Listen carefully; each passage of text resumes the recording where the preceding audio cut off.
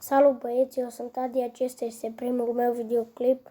Astăzi o să vă spun cum să aveți car parking cu mulți bănuți. Trebuie să aveți această aplicație Happy Mod sau Aptoide.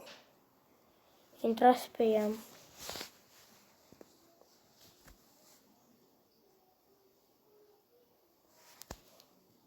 Căutați car parking.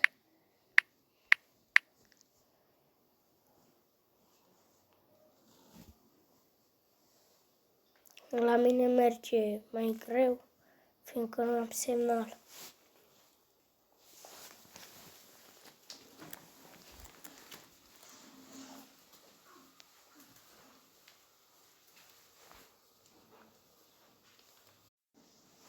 Deci intrați pe acesta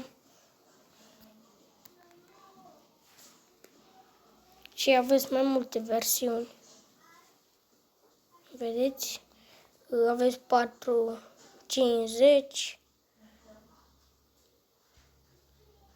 Sunt mai multe. Stați așa.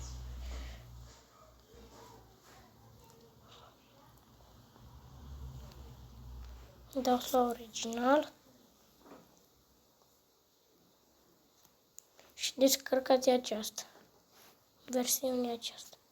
Și o să aveți o grămadă de bani și toate mașinile tunate. O să fie de 3000 HP, tunate, crome. Intrați aici. La acest videoclip aș vrea să strângem 10 like-uri și 10 abonați.